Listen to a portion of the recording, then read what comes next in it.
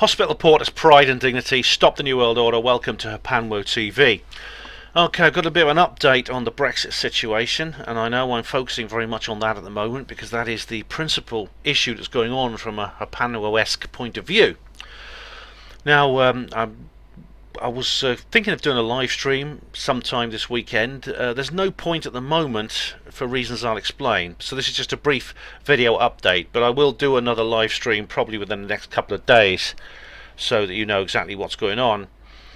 So basically what's happened, yesterday there was a bit of a situation basically where the European Council met. Now I discussed this in the last live stream, and there is a link to that in the description box so you can recap on what's been going on lately. I'm not going to explain it all again. Basically, the European Council decided to meet yesterday to discuss the supposed offer from the unsigned letter from Boris Johnson, plus his recommendation, which says the opposite, to create yet another extension on the Article 50 timetable. This will be the third extension, and they were just going to sit there and decide whether they could give us an extension. And the recommended time period in the letter was 3 months. 3 fucking months. Can you the tedium of it all? Just when I saw that, I thought, oh god, they're going to talk about it. And then yesterday, it was called Think Again Thursday. Yesterday we had Super Saturday, Mañana Monday, and Think Again Thursday. Dear. But it was announced there'd be no decision until Friday. There'd be no decision at all until Friday. And then, at the time when the European Council were meeting, Boris Johnson got together and he announced that he would try to hold a general election for the 12th of December. Now, Maya Tusi thinks this is a really bad idea.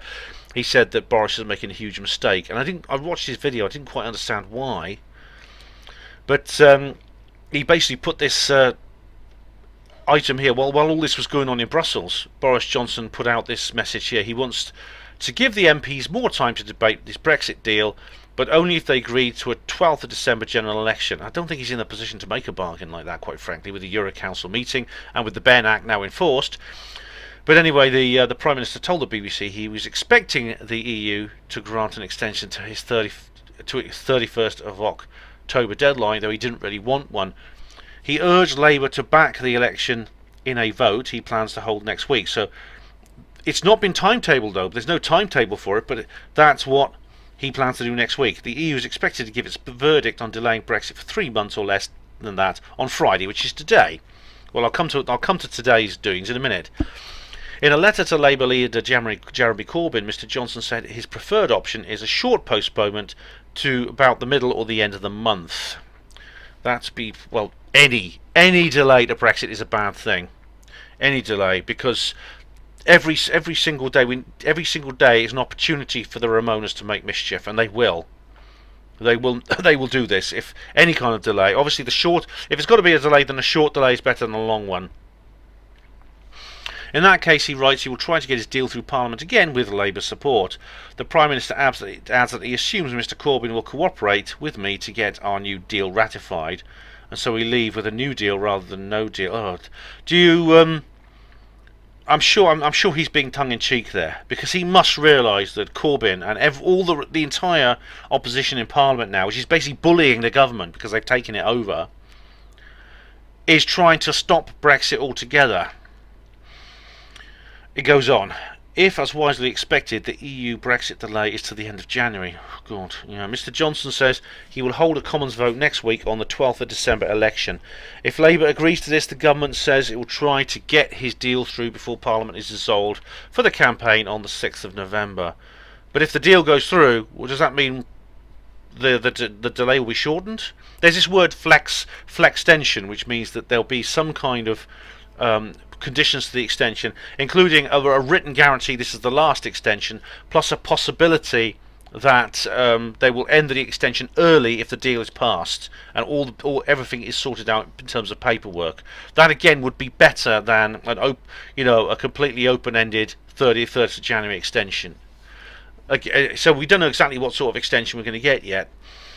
The Prime Minister told Laura Kuenssberg, "I'm afraid it looks as though our EU friends are going to respond to Parliament's request by having an extension, which I don't really want." So the way to get this done, the way to get Brexit done, is, I think, to be reasonable with Parliament and say if they genuinely want more time to study this excellent deal, they can have it, but they have to agree to a general election on the 12th of December. So that's the... As I said, is this a bargain he's making? It's out of his hands now. I'm sorry, Boris. It's you've got to realise that the Brussels has now taken that over now, that whole issue over. Asked what he would do if Labour refused to vote for the election, he said we would campaign day after day for the people of this country to be released from subjection to a parliament that has outlived its usefulness. That's a wonderful way to put it, Boris. It really is. That's exactly what's happened. The government will table a motion for the 12th of December election later on Thursday ahead of a possible vote on Monday. That's the vote coming. That's Monday coming. That's 4 days time. That's 4 days before the supposed Brexit vote. The Brexit day, which is Halloween, Thursday coming. The Prime Minister has repeatedly insisted the UK will leave the EU next week with or without a deal. Oh dear. Well, I wish that would happen, Boris, but it's not going to happen now, is it? But he was forced to send we know all that. The MPs voted on Thursday to back the first stage of the withdrawal agreement bill. And thank goodness they did that. Putting the deal, the PM agreed and with Brussels into law, but voted against the timetable. So thank goodness at least they backed the deal. I mean, that's something. The deal has been approved now by Brussels and by Westminster. But again, as I said in the live stream, they're just shoving more and more obstacles in the way now. Labour has previously insisted it will not vote for a general election until no deal Brexit has been firmly ruled out. Now here's the problem. This is a trap that Boris could fall into. Corbyn has said that he will encourage, or his policy will be that they support the 12th of December election only if Boris agrees to take no deal and make it not an option. This is a trap, and Boris must not do this. No, he can't take no deal off the table. He can't, because then that's just another door shut. Then once the no deal door is shut, then there's three doors open at the moment, right? No deal, deal, and cancel Brexit. He shuts the no deal. Then all the Remoaners have to do is keep opposing it and obstructing and slowing down, putting the brakes on the deal altogether until they can get what they want, which is their real goal, which is cancelling Brexit. Which could happen, like I say, could happen at any time. They could unilaterally repeal Article 50. So, anyway, I'll leave what John McDonnell says. He's a boring bastard. One bit of good news: Boris Johnson, the Queen's speech has been passed. That's the government. It's the only vote actually that the government. That's one of only two votes the government has won. One is the deal, and the other is the Queen's speech. Now, what's interesting is the idea that the Queen spoke about Brexit. She said, "My government intends to work towards a new partnership with the European Union based on free trade and friendly cooperation." Yeah, and what that means is if Boris Johnson can secure a deal which is backed by MPs, which he did, then he will need to pass the European Union Agreement Bill ratifying into UK law. That's one good thing. That's one good thing we have. There's a little bit of momentum there. There is some progress. There's something moving, which is good. But anyway, I don't think she shapeshifted while she was sitting there in the House of Lords. Now, one interesting thing is ID for voting. That came up, and I'm going to come to the importance of voting ID, presenting ID at polling stations. Right, that's one good thing. She said, "My government will take steps to protect the integrity and democracy of the electoral system. That means a new law is being touted which will require people to show photo ID in UK elections." Now, that is actually interesting. Now, Labour have opposed this. They say this is an attempt to rig at the next election by suppressing turnout among younger voters, ethnic minority voters, and the elderly, and poorer voters. It says working class voters. Actually, when it comes to rigging elections, I think well, that's the pot calling the kettle black, and I'll say more about that in a minute. But basically, let me just make a note. I've got to just adjust my notes. I don't want to get that wrong.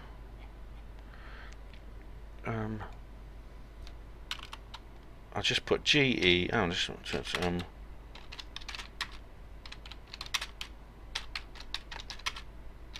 just making some extra notes here. Go back to where I was. Sorry about this. Anyway, so the Queen is in favour, and the Parliament have agreed now to steps for ID at polling stations.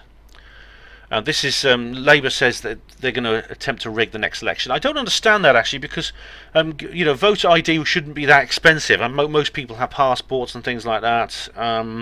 So do people from ethnic minorities and younger people. I mean, I don't quite understand why Labour would put that across. But of course, there's another reason why Labour are opposing this, and I'll go into that. Anyway, this is the latest news. I'll just double check the page to make sure there isn't an update. Where is it? Here we go. Yes, this came out the middle of today. I actually got my phone out and I went into a public area so I could actually update it and get onto the free Wi-Fi. The EU has agreed to a delay on Brexit, but they haven't said how long it's going to be yet. So Sajid Javid, the Chancellor, has admitted that the 31st of October deadline can't be met. EU ambassadors have agreed to delay Brexit, but will not make a decision on the new deadline date until next week. So we've got to wait till next week now for them to do it. Now, I think there's a bit of a standoff here, because they may be waiting to see what Parliament decides. At the same time, Parliament might be waiting to see what the EU decides. So possibly they're both waiting for the other to act and see what they decide before announcing their decision. So it's a real Mexican standoff. It's an impasse. Which could... I don't know how you're going to break that. Anyway, the European Commission said it would work on this would continue in the coming days, which means basically we're going to have to wait at least until Monday now to know how long the delay is going to be. Boris Johnson said he was waiting for the EU to decide what they want to do. Really? So maybe they're waiting for him to decide what he wants to do. I think that's the problem I'm talking about. MPs are expected on Monday to consider the Prime Minister's call for an early general election. Mr Johnson said he wants to hold one on the 12th of December if the EU offers a Brexit delay until the 31st of January. Oh please, not 3 months. But the chances of enough MPs back in the motions, which requires 2/3 of the Commons, appears uncertain, and Labour are not committing it till Labour want, like I say, they want now. Labour leader says he was only prepared to agree to an election once the PM has completely ruled out, to my satisfaction, the possibility of a no-deal Brexit. Oh, please, Boris, don't fall into that trap, don't. I'm not going to read out Corbyn's words. Mr Johnson said his preferred option is a short Brexit postponement to maybe the 15th to the 30th of November, which would be obviously no extension is ideal, but if a short extension is better than a long extension. And as I said, other conditions should apply. For example, an assurance that this is the last extension, there's not going to be any more. Also, to make it a flex extension, which means it can be terminated early if there's enough developments to make sure that everything's sorted out. That, I think, would be better up. I hope, for God's sake, that one of those, at least one or two, or ideally all three of those conditions will be met. But at least if one or two of them is, that'd be something. But it would be an absolute disaster if the European Council come out and say, right, we're giving you an unconditional 3 months extension. That would be absolutely awful. That's what Theresa May agreed to. Which means basically that's it for 3 months. The earliest Brexit can happen after that is the 31st of January. Brexit won't even happen in this decade. It'll be the next bloody decade. For almost 4 years after we voted in the 2016 referendum to leave the European Union. And now we're going to be told we have to wait until almost 4 years, 3.5 years, until that time comes. It's oh God. And again, there'll be no chance of ending that period early. There'll be nothing to stop them there being another delay after that if someone chooses. Just have another delay. I mean, this is basically what Nigel Farage was saying. Oh, go just accept any delay accept any 3-month delay. Oh dear. So Corbyn's now trying to bully the Prime Minister again. And I just hope it's a bit of gaslighting here. He's trying to make him think. He's trying to make change his thought process. Say, come on, a no deal wouldn't be so bad. We'll just get rid of the no deal and everything will be fine. No, don't. On Thursday, the government had appeared to threaten a halt, but to Essentials Commons business. On Friday, a Downing Street spokesman said this would only apply to Brexit legislation, and otherwise the Prime Minister would continue pursuing his dynamic and ambitious domestic agenda. Oh dear. So this is Mark Darcy, who says, why do MPs want more time to debate Brexit? For many MPs, scrutiny of the detail of legislation is an empty ritual during which they'll sign Christmas cards and answer letters rather than engaging in the process. Others will detect problems which might be critical to their constituents and local interests. Bullshit! For the MPs who supported the Letwin amendment, basically the slow gear, which I talked about before, is so that they can slow the process down to a point where they hope it will grind to a halt. That's what they want to do. It says here, don't ignore the raw electoral strategy that lurks millimetres below the surface of this argument. The Conservatives are seeking to frame the Brexit battle as the people versus Parliament. Well, that's what it is. The Remoaners have constituents who voted overwhelmingly to leave. They're mostly in the north of England, places like that. The Parliament now, the government are now, the people are essentially, the opinion polls are now back in Boris. He's way ahead of the others. But the Remoaners are holding on to Parliament because they have now the government in a terrible majority, and they don't want an election because they don't want to lose that situation because it's the only power they've got. It might be the only power they need. Anyway, here we go. European Commission spokeswoman Mina Andreeva and said, "What I can tell you is that the EU27 have agreed to the principle of an extension, and work will now continue in the coming days." Oh God. She added that they intended to take the decision without holding an emergency summit. A source close to this is weird. A source close to French President Emmanuel Macron said he did not believe a Brexit extension was justified unless the government provided a reason. The UK government provided a reason for it. Now this is interesting. There's an article in Metro here. See, this is interesting here. France wants Britain out of the EU within 2 weeks as Brexit fatigue kicked in. European officials are meeting today to discuss the length of the latest deal to delay Brexit. The latest delay to Brexit, with a choice of a 3-month wait or a two-tier exit. But they may not actually decide today. Tusk is pushing for a 3-month delay. However, French President Emmanuel Macron is said to be leading a rebellion that includes Belgium, Luxembourg, Spain, and possibly the Netherlands, calling for a shorter extension. But of course, Germany and Ireland are backing a longer extension. Of course, they're completely cucked, those two countries. Germany, especially. The Prime Minister again. Well, I'm not going to go into I've already talked about the Prime Minister thing.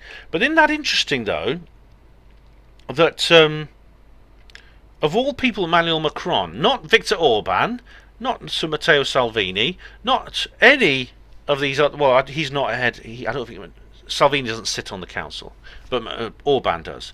Not these other guys who are very much more anti-globalist, but the man I called a soy-fed gimp, Emmanuel Macron, the one I said I wish wasn't French president. I wish Marine Le Pen had won that election. Of all the people, he is the one who is leading this rebellion against a long delay extension and wants a short extension. I mean, presumably it's not out of the goodness of his heart. I mean, why is he doing it? Am I going to have to apologise to him? Am I going to have to apologise for calling him what I did? For calling him Justin Trudeau's clone? Am I going to have to apologise for calling him like a big... Well, I said some quite rude things. He's obviously gay. He's obviously gay. And not that I care if he's gay or not. I don't give a damn about who's gay and who's not. And let's face it, all French men are a bit gay, aren't they? Ooh la la, that sort of thing. All French men are a bit gay. But he's exceptionally gay. And I brought that. I shouldn't have brought that up because that was. But I just called him like something rude, and I'm gonna have to apologise for that. Obviously, I was just angry with him, but why him? Why Macron? Of all the people, Macron. I mean, if he gets away with it, I will apologise to him. I will. He apparently said we must show the British that it is up to them to clarify the situation and that an extension is not given. I mean, this is great. Well, obviously, that's exactly what is going on. And I mean, funnily enough, David Lammy of all people tweeted, the French have more control over the Brexit process than Britain does. Yeah, well, that's not Boris's fault. That's the bloody Ramona's fault. But it's an interesting point, isn't it? BBC Brussels correspondent Adam Fleming said a decision on the length of the extension was expected on Monday, but that the announcement could be delayed until Tuesday if the ambassadors struggled to agree a date. Well, that's just 2 days before the 31st. He said there was pressure to avoid a last-minute summit on the 30th of October, that's Wednesday, in which leaders would have to prevent the UK leaving without a deal next day. Oh, wouldn't it be wonderful if they just ballsed it all up so much that we ended up going WTO. We ended up having to throw us into WTO on Halloween. Wouldn't that be wonderful? Wouldn't that be wonderful if all this faffing around, which the Ramonas have done, simply ends up with us, to use that propaganda phrase, crashing out without a deal on the 31st? I mean, that would be the ultimate irony, wouldn't it? And that is what I really hope would happen. Ministers have done everything possible, but yeah, Boris actually posted a video on Twitter, which I actually watched literally 2 minutes after he posted it, saying that he wanted to press ahead with. He really, really did want Brexit with or without a deal. He kept saying that, which hopefully means he's going to stand up to Corbyn and tell him to go to hell over his offer. And he said that. But he said he was going to do everything he could, but he blamed Parliament for this, and he's quite right to. He's quite right to. Anyway, here's where the parties stand on the election. Conservatives. Boris Johnson has requested an election twice already, but not all of his MPs are on board with the idea, arguing that the focus should be on delivering Brexit first. Yes, this is the point. I mean, I think actually probably that's the best idea. The problem is, though, an election could be an opportunity for him to get rid of this damn Parliament and get a better one. But that could backfire, and I'll explain how in a minute. Labour insisted it wants an election. No, it doesn't. But won't vote for one until a no-deal Brexit has been firmly taken off the table. In other words, that door shuts, and then they can focus all their attention on just one front of the war. So the Eastern Front is gone. They can focus on the Western Front, and a no-deal Brexit firmly off the table. Which then, of course, it's tantamount to allowing Labour a foot in the door, which is cancelling Brexit altogether.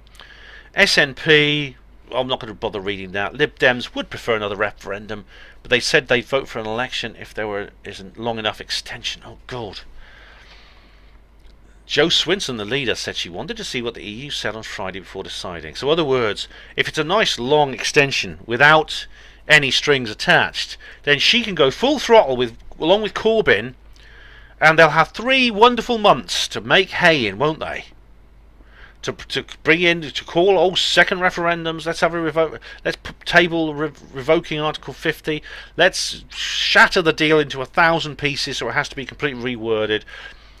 So then, of course, at the end of that, then we can get another extension, then another one until there's a second referendum, and then Brexit is gone. That's their plan. DUP. I've talked enough about the DUP. The Independent Group for Change, or CUC, leader Anna Soubry said an election wouldn't solve anything and called again for another referendum. Plaid Cymru, the party's 4 MPs are likely to vote against an election, with the party arguing for another referendum instead. Of course, the bloody federalist pricks who are now running Welsh nationalism. I mean, honestly, man, Owen Glendower must be turning in his grave that Welsh nationalism is now in the hands of people who are lackeys to the imperialist aggressor in Brussels. I mean, what the hell's going on? As a Welshman, that makes me feel sick. Green Party. Oh God, Caroline Lucas looks set to vote against an election, saying that the UK could still crash out with a no deal if MPs can't amend the withdrawal agreement. Well, great. That's what we want. Now, the possibility of a general election, there's two major hazards. The first is electoral fraud. This is why the Labour are so against voter ID. Now, you know how I was opposed to the ID cards and everything, but under the circumstances, I would support the use of voter ID, simply because we have this threat of electoral fraud, which I've talked about. The fact of the matter is, electoral fraud does go on in Britain, this mother of all parliaments, the one that's been basically ticked off the UN list of fragile democracies, which means the United Nations doesn't bother to monitor British elections. The British elections are monitored by the Electoral Commission, which is an internal or a governmental organisation. So basically they think, well, if electoral fraud cannot happen in Britain, surely. Yes, it can. It happened in the Scottish independence referendum, where the ballots were weighted in favour of Remain in the UK. And indeed, there's reason to be suspicious of the Peterborough by-election, because the Peterborough by-election, which Labour won by a couple of hundred votes against the Brexit Party candidate, the electoral officers running the polling station had previously been convicted or had been prosecuted for potential electoral fraud. There's many ways electoral fraud could happen in Britain, even though we use the good old-fashioned paper slip in a box, the paper slip in a box method. There are still ways electoral fraud could happen, either by having people among the counting staff who are agents, or adding extra switching boxes with others, which they did in Ireland during the vote on the Lisbon Treaty. They switched actual polling boxes, the ones with the slit on the top, which you put the slip in.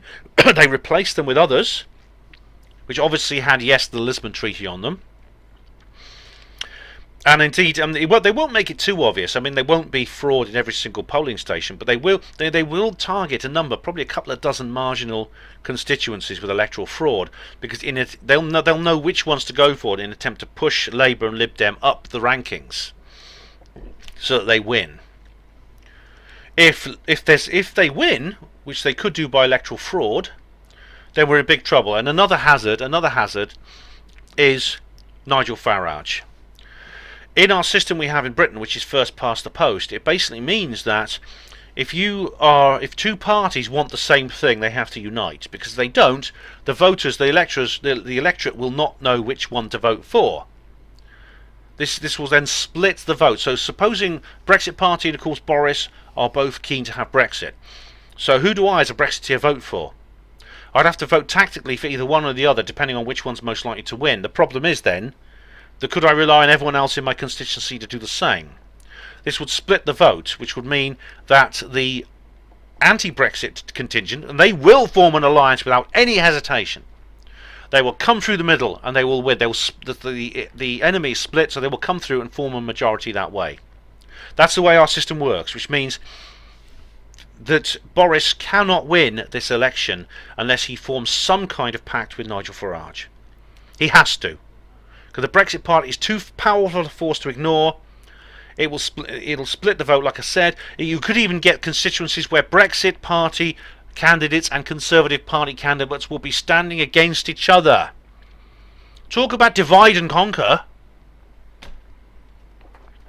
So if Boris and Nigel don't form some kind of pact, if it's just a non-compete pact, so they don't stand for the same seats, or even better still, a formal coalition, which they can then carry on in government together, you're handing the entire process, you're handing the entire country to a bunch of Ramonas who want to cancel Brexit. That's what you're doing. And this is why it's absolutely essential as President Trump put it, Nigel, get with Boris. Boris, get with Nigel. That has to happen. So those are the two main hazards. If, like I said, through electoral fraud or through a division amongst the Brexit side, the Ramonas gain power, then I don't think we'll ever see a general election ever again in our country. They will take us. They will take us back into the EU. They will cancel Article 50. We'll be back in the EU forever. They will keep. They will march, and they will keep on marching, and we won't be able to stop them. Anyway, let's just have a look at the latest news. Anyway, the latest position. Anyway, Laura Kunsberg has said here, how will Labour respond to the PM's gambit? The Prime Minister said he will ask MPs to back an election in 7 weeks' time, just in time for Christmas. The government's laying in motion. This is weird. This is the first time there's been a general election in December since 1923. It's very rare to have an election in winter. Very, very rare indeed. They're usually in spring or autumn. Oh, yes, the government is laying the motion to hold a vote on Monday, trying to lay down the gauntlet to the opposition parties, who can keep him trapped in number 10 if they like. This is why one of the possibilities for Boris would be for him to call a vote of no confidence in himself. That's how desperate he was to get out of this mess. And it says Laura Kunsberg, who's actually quite a good reporter by BBC standards, is saying here, keep him trapped in number 10. They want this situation to continue because they know the people are against them. It is people versus Parliament. That is exactly what it is. The Remoaners in Parliament know that the people are against them. They know the government has a minority government of 45, and they want to maintain that situation, so they keep control. They're bullying the government. This time last week there was delight in Downing Street when they had overcome expectations and agreed to deal with the EU. But the euphoria fell away on that side of the argument when MPs booted out the timetable. Yes, they did. For some of those objecting, it's part of a ruse to stop our departure. Duh, no shit. But many others had what they considered entirely legitimate concerns. No, they didn't. I explained that in the live stream. Number 10's wheeze is now to dangle the offer of a few extra days' scrutiny to get it through, but only if MPs give in to Boris's other demand, backing to go to the ballot box. I don't... Like I said, I'm beginning to understand maybe what Maya Tusi was saying now about this being a mistake by Boris Johnson. To give in to Boris Johnson's other demand in exchange for a few days extra scrutiny. No, they're going to want more. You give them an inch, they'll take a mile. Have the extra time you called for, but only if I get my ultimate prize, asking Parliament. Like I said, the extra time now is out of his hands. So he's not in a position to make these kinds of bargains, and of course the opposition are going to exploit that. Maybe they have gaslighted him into a position where he's losing his mind like Farage is, and I feel sorry for Boris, I really do, because he's a good guy. Downing Street knows full well, however, that opposition MPs are unlikely to suddenly to swoon at his new timetable. It's hard, yeah, exactly. And while it's not much time, but also they're holding the card, they're holding the power now. And while there are still cabinet ministers who reckon it would be better to try as hard as possible with the bill, calmly and on a more conventional timetable, the dominant view in government is that there really is not a serious chance of the Brexit legislation getting through unmangled. Yeah, I know, the only way, reluctantly for some, is to push the button for an election. Right, this is where it gets sticky for the government. What happens next is partly dependent on exactly how the EU responds to the UK's request for a delay. President Macron is understood to be on the board for a short extension. The wider view is the EU is not expected to fall in line with that. Well, luckily the EU Council means that one person can veto it, which is good. Precisely how they respond, the EU responds, will shape the opposition party's next move. They might even come up with a fudge. Well, that's what they've been doing, fudging it. Boris Johnson cannot be remotely sure Labour and smaller parties will let him have his way. The SNP and Lib Dems are both tempted to go for an election as soon as a 3-month delay is agreed. Yeah, because then they have a window of opportunity. They bought themselves some time to try and screw Brexit. Jeremy Corbyn himself, I've already talked about that. Right, there's this phrase here, like a boa constrictor. Plenty of Tory MPs worried that Labour will pursue precisely a delaying tactic. Like a boa constrictor, they will slowly squeeze Boris until his novelty fun factor starts to grate. If Boris Johnson therefore is totally and utterly stuck in a few days' time, he in turn vows that he will raise the temperature even higher to turn an already fraught and bizarre situation into something completely extraordinary, making MPs vote day after day after day on whether or not to have an election and bring forward no business in the House of Commons. The government is going to form a political strike. I don't think Burko will let them do that. I mean, we know how hostile Burko is to Boris. The belief in number 10 is that while it might be hellish getting there, in the end the logic moves towards the opposition allowing an election in the end. There's also other ways you might remember to get there. A one-line bill, a vote of no confidence. Yeah, we've already talked about that. Either way, the opposition's final responses to the Prime Minister's gambit tonight are not final. Yeah, they're waiting for the EU. What's obvious, though, is the Prime Minister's do-or-die Brexit deadline has disappeared. I know, and it's not his fault. So there will be no budget, there may not be an election, there may not be Brexit anytime soon, depending on what happens next. There may not really be a government either, in the traditional sense of the word. The government going on strike, I like that idea. I like that sounds like fun. But you know what? This is a terrible gamble. This is a terrible gamble that Boris is doing. It might pay off for him. What could happen is that, well, even if there's like a long Brexit with no string, a long 3-month extension to Brexit with no strings attached, he could win the election. Get an MP, win the election, deal with the problems I talked about, the electoral fraud issue and the division between him and his allies. He could deal with those issues. He could win the election, and of course, if we're to believe the opinion polls, and they are overwhelming, it'll be a landslide in his favour, and then he can just say, right, that's it, the party's over, we're taking control of this now. And of course, in that situation, Brexit will be done and dusted within a couple of weeks. But on the other hand, he could fail in the election, and then, like I said, in a sense, this is a kind of double or quit situation for him. And I really feel sorry for him. I actually even just wrote to him the other day and just said, Boris, you still have friends out there. It's not over. This is an awful situation for you. Please don't give up. I felt he just looked so lonely there. I felt almost tearful when I looked at him. And I think to myself, he's got all these people who hate him, and he's the only decent man in living memory to stand at that dispatch box where the Prime Minister stands, and he is being abused, and people are being abused, hurling abuse at him like he's the worst person to stand there when he's the best. And there's hundreds of thousands and millions of brainless morons in this country who are going along with it, the Ramona contingent, and it's just sickening. And I can't help him. I feel so helpless. I want to help him and I can't. All I can do is what I'm doing now, is giving out messages, giving out information for you people. That's all I can do. And just hope that something will happen which will pull this around, turn this around. I really do.